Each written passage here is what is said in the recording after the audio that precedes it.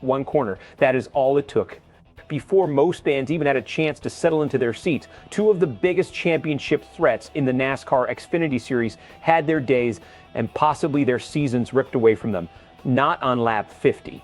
Not in a fiery battle for position late in a race. One single corner. Here is exactly what went down at Pocono. Coming out of turn one on the very first lap, Corey Day's number 17 Hendrick Motorsports Chevrolet broke loose. The rear end stepped out, the car rotated, and Day had zero control as it slid straight into the path of traffic behind him.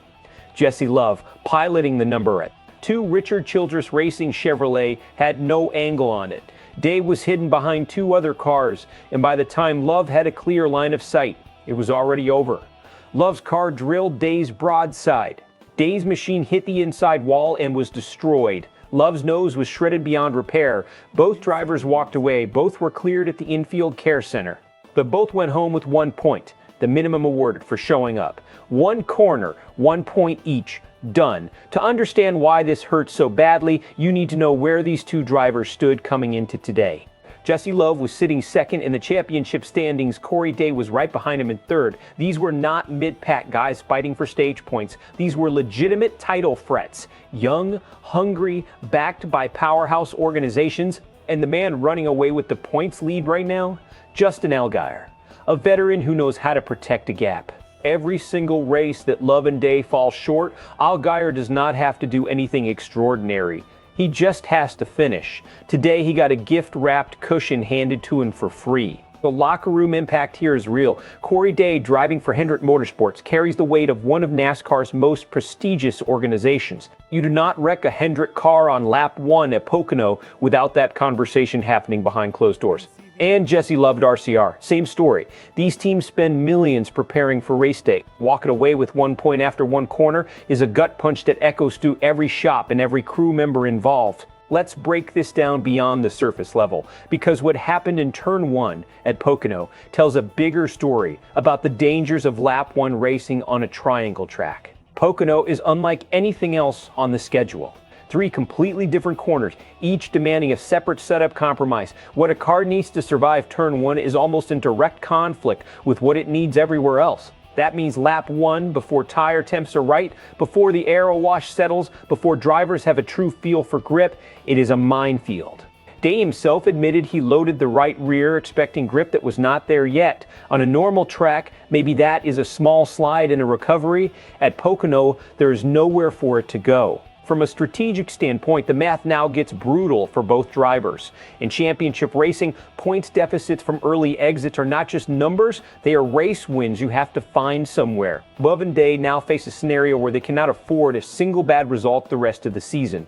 Every caution, every mechanical issue, every risky pass becomes exponentially more costly. And here's the part that should worry both camps the most. Next week, the series heads to Naval Base Coronado in San Diego for a brand new street course. Nobody has data on that track. No one has laps. No one knows the right setup. Heading into an unknown venue already wounded in the standings is about as dangerous a position as a championship contender can be in. Was today's wreck avoidable? Partially. Day made an aggressive lane change at the worst possible moment. But racing is about split-second decisions, and on lap 1, that margin for error is razor thin. The real question is whether both teams can absorb this psychologically and come back swinging, or whether today becomes the moment where a title run quietly fell apart. The NASCAR fan base is split right down the middle on this one, and that divide is interesting. One camp is shaking their heads at Corey Day. Moving up in lane on lap 1 before the field has even stretched out, before your tires have a single heat cycle on them. That is a bold call. Some fans are going to call it reckless. Social media is already doing what social media does. But the other camp, and this is where it gets emotional, feels for Jesse Love. He had no part in creating that situation. He was blocked, he had no visibility, and he paid a price for someone else's mistake. That is the kind of loss that stings in a completely different way. You can learn from your own errors. There's very little you can do about a car appearing in front of you from behind 2 other vehicles at speed. Analysts watching the championship picture are going to immediately pivot to Allgaier. A lead that was already comfortable just got significantly larger without him turning a single extra gear. Both Love and Day used this as fuel. They go to San Diego, an unknown track where the playing field is level, and they find something special. If one or both of them can win on a street course with no historical data, where Allgaier has the same disadvantage as everyone else, suddenly the points gap stops growing and momentum shifts back. Championship runs have survived worse than one bad day at Pocono. It would take back-to-back strong results, but the math is not dead yet. Today was the moment the 2025 Xfinity title was decided. If Love and Day struggle to find their footing on a brand new circuit, well, Allgaier posts a top 5. The gap becomes nearly insurmountable with the regular season winding down. 1-point finishes have a psychological weight that goes beyond the standings. If either driver starts pressing too hard trying to make up ground, the mistakes compound and a season of potential becomes a cautionary tale about one turn at Pocono, one corner, 2 championship contenders. A whole season of work sitting in the wall before most people even took a bite of their hot dog.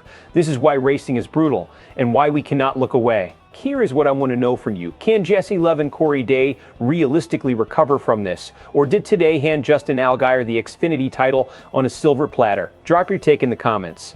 I read every single one.